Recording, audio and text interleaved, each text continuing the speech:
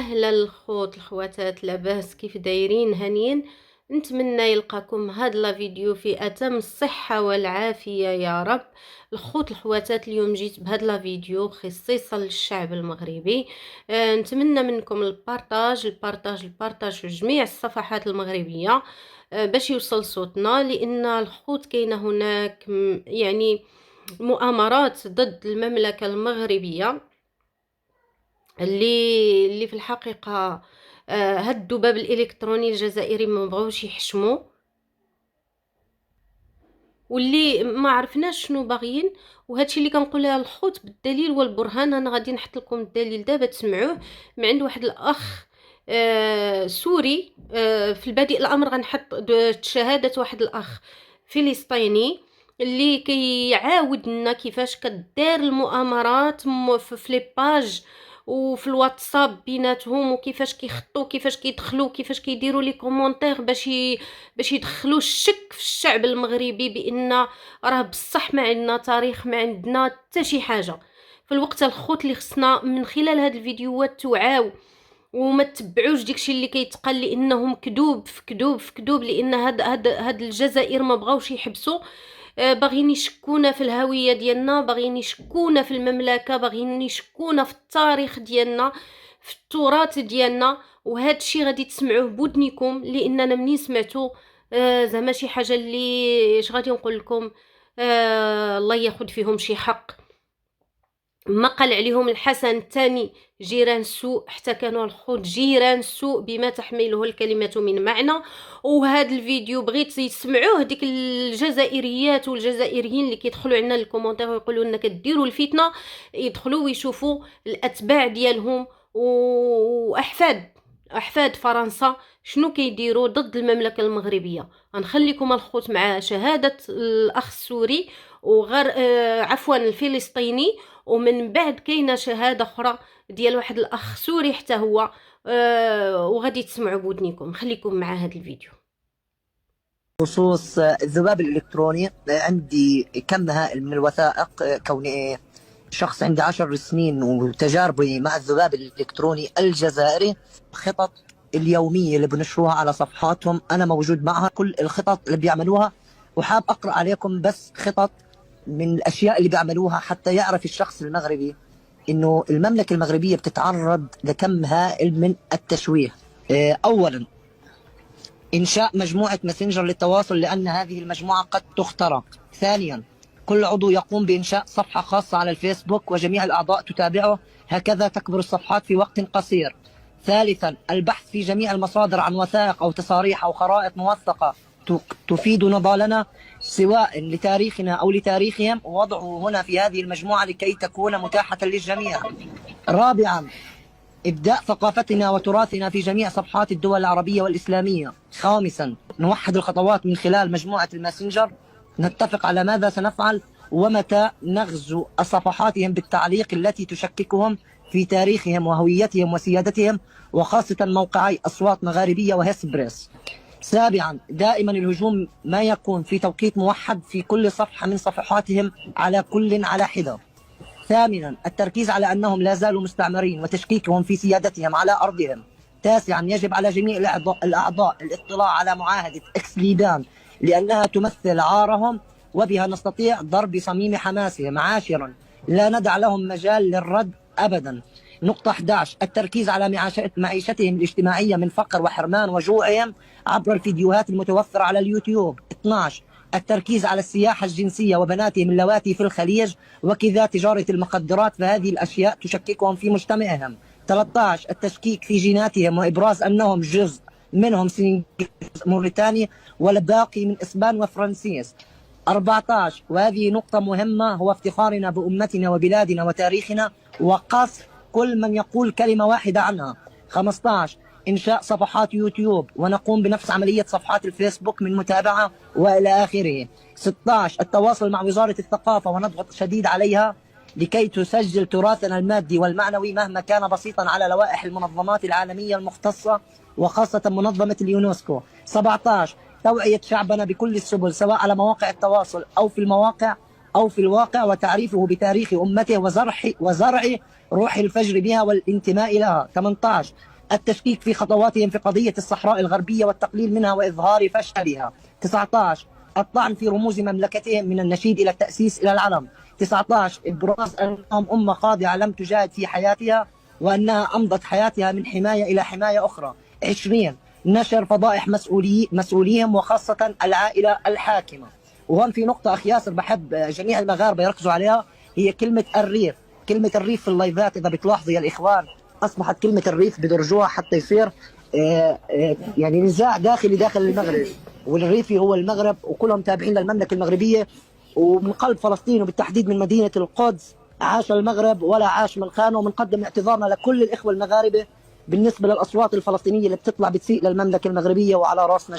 كيف ما سمعتوا معنا الخوت، هذا واحد الاخ فلسطيني اللي هو كان معاهم يعني في الجروب ديالهم، ومن ضمن الناس اللي كان كيهاجم المملكه المغربيه صباحا ومساء، وكان كينعتنا حتى هو بالعياشه والى ما ذلك من امور، بسبب ان هذا الذباب الالكتروني كان كيدخل عنده تيدعمو تيحرضو تيقولوا باننا حنايا رحنا مغلوب على امرنا وبزاف ديال الحوايج.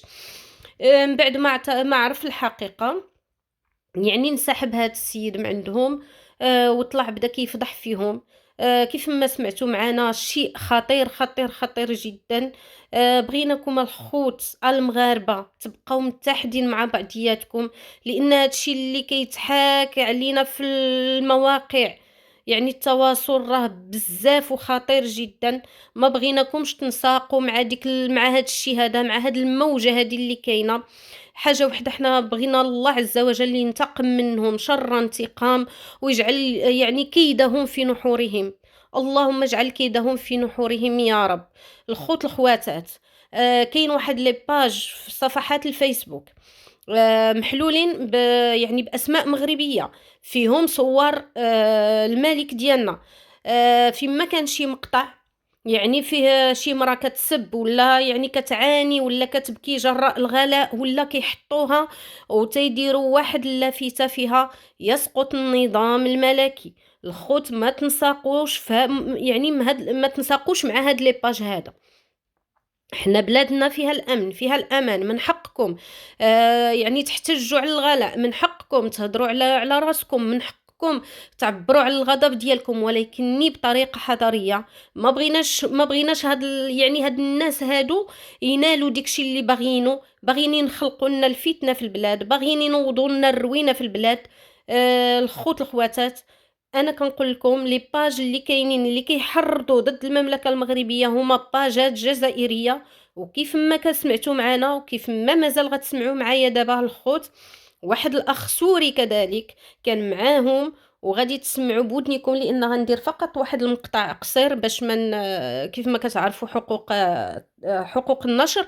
غادي ندير واحد المقطع قصير باش تسمعوا بودنيكم وتعرفوا شنو كيتحاك ضد المملكة المغربية. الخوت بغيناكم تفكروا مزيان مزيان قبل ما ديروا اي خطوة، لان هاد الناس راهم حاقدين علينا بواحد الشكل ماشي طبيعي، حاقدين علينا بواحد الشكل اللي ما عرفناش من الصغر ديالهم تيرضعوا شي حاجة سميتها كنكرهوا المروك كنكرهوا المروك.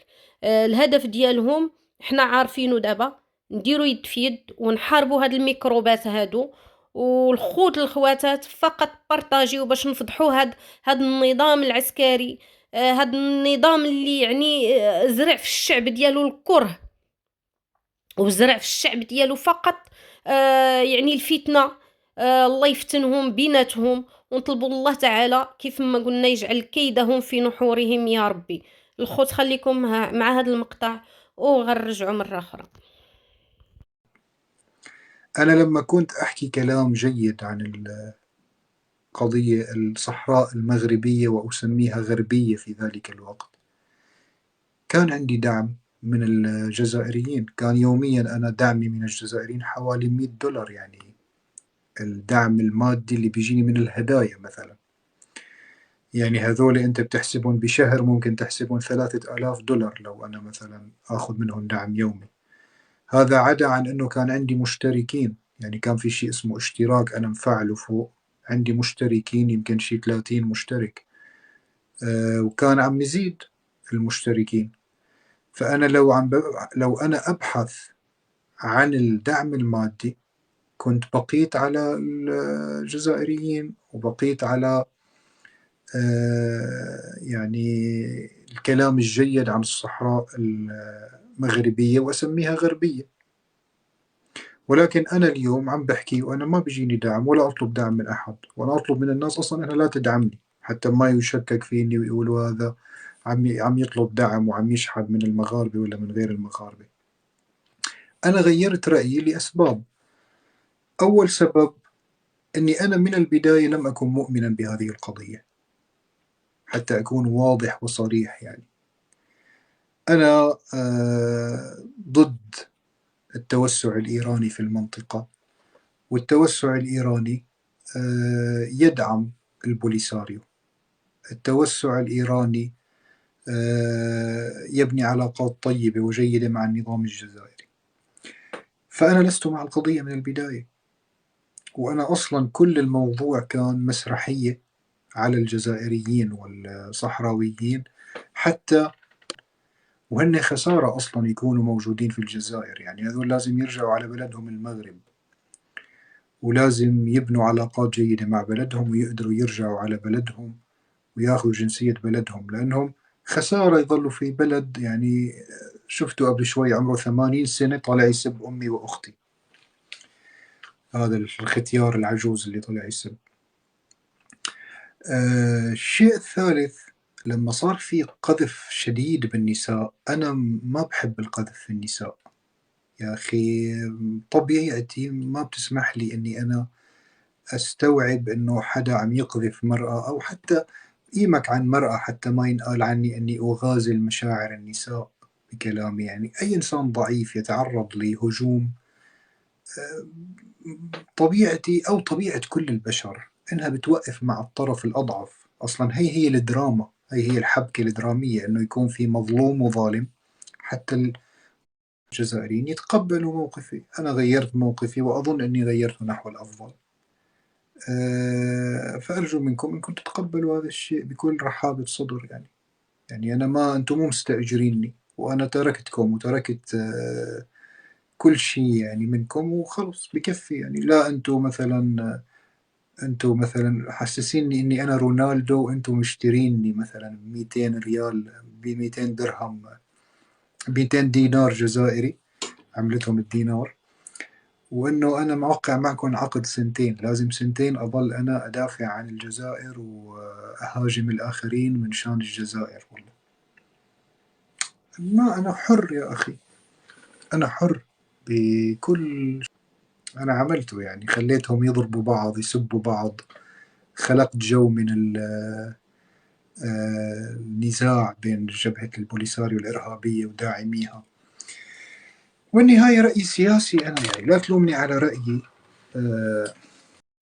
كيف ما سمعتوا معنا الخوت، يعني هذه شهاده ثانيه لهذا الاخ هذا السوري، اللي هو كان معاهم في المجموعه، وكان يعني كينظموا خطط وكيدعموه ماديا كما سمعتوا، وفي اي حاجه. يعني لاباج ديالو بالفلوس باي حاجه فقط باش يقول الصحراء ماشي مغربيه، والصحراء مغربيه الى ان يرث الارض ومن عليها. وشي واحد اللي كيحيك لنا شي حاجه، ان شاء الله يا ربي هو يوقع فيها. اللي باغي لنا الفتنه كنتمنوا من الله عز وجل يجعل الفتنه عندهم، لان هذا الشيء راه بزاف وما بقاتش. يعني الاسلام ما بقاش في قلب الانسان، يعني الاخوه، العروبه، يعني الجوار، ما كاينش هذا الشيء نهائيا مع هاد الناس. شنو باغيين من هاد المملكه ما عرفناش. الملك مد ليهم اليد باش نكونوا يعني قوه كما كيقولوا هما ضاربه، اللي اش غنقول لكم، الله يجعل ربي يضربهم نهائيا من فوق الارض. عينا من هذا الشيء ديالهم. الخوت الخواتات بارطاجيو هذا الفيديو، وشكرا والى اللقاء.